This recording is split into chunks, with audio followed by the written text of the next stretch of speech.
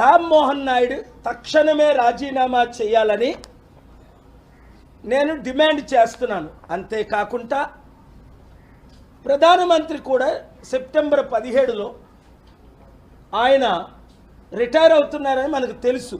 Third term BJP RSS ప్రకారం 75 సంవత్సరాలకి. మరి ఇప్పుడే ఆయన కూడా రిటైర్మెంట్ అనౌన్స్మెంట్ చేసి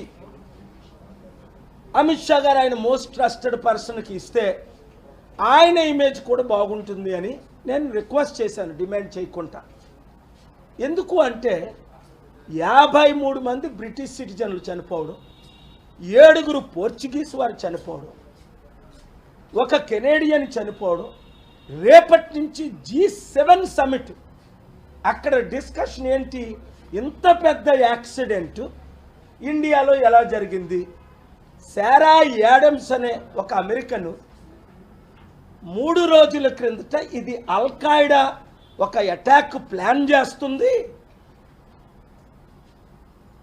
ఆ ప్లాన్లో ఇండియాని అటాక్ చేస్తున్నారు అని స్వయంగా డీటెయిల్గా 2 ట్వీట్లు చేయడం. అయినప్పటికీ తగిన చర్యలు ఎందుకు తీసుకోలేదు? పెహల్గామ్ అటాక్ జరుగుతుందని 3 రోజుల ముందు 2 రోజుల ముందు పాకిస్తాన్లో వారు అనౌన్స్ చేసినప్పుడు మనం ఎందుకు తగిన చర్యలు తీసుకోవట్లేదు? ఈ విషయాలు మాట్లాడుతుంటే ఒక డేరింగ్ డాషింగ్ ఉన్న దేశం మీద భక్తి ఉన్న మీడియా ఓనర్స్ తప్ప ఎవరు కూడా దీన్ని పబ్లిష్ చేయడానికి సరిపోవట్లేదు. మన దేశంలో డెమోక్రసీ ఉందా?